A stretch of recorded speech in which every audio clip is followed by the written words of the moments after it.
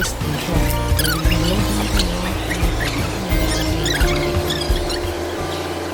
Load na kami ng 100.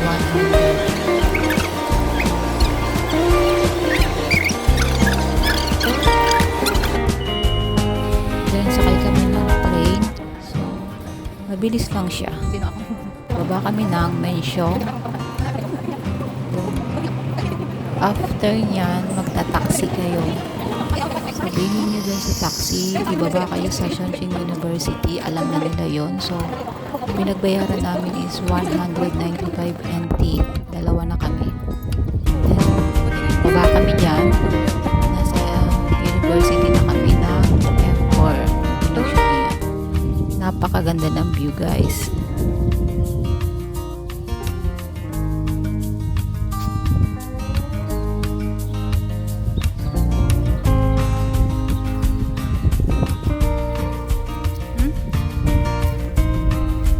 Super hangin, sulit yung gala namin dyan.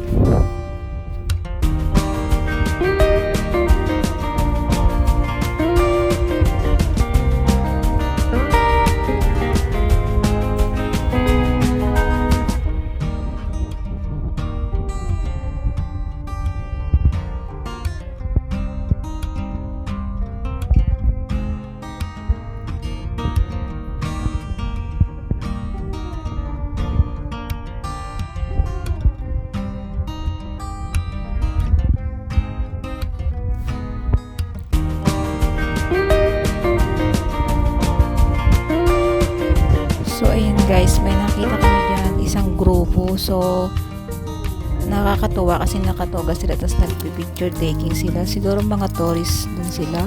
Then, ito yung library nila sa university.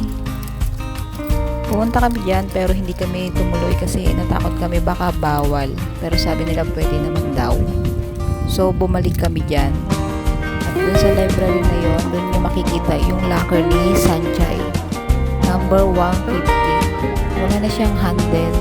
Siguro tourist spot siya kaya hindi siya nilalagyan ng handle. So may namit kami diyan, dalawang friend, factory worker din sila. So napakabait, shout out kay kuya at kay ate. Sinamahan nila kami sa pag tour dito sa university. So, ito yung locker ni Sanchay, 150. After niya, lakad kami sa tulay. Natandaan nyo yung sumigaw si Sanchay na daming say. So, ang alam ko, sa mga pandyaan, kasi limit ko na yung kwento, pero natatandaan ko yung kunti lang. So, yung mga pandyaan, makakarelate kung ano to at anong shooting dyan. So, napakaganda ng view, guys. Sulit na sulit yung gala mo. Mura lang. Makakarating ka na dyan. So, walang entrance yan. Free ka.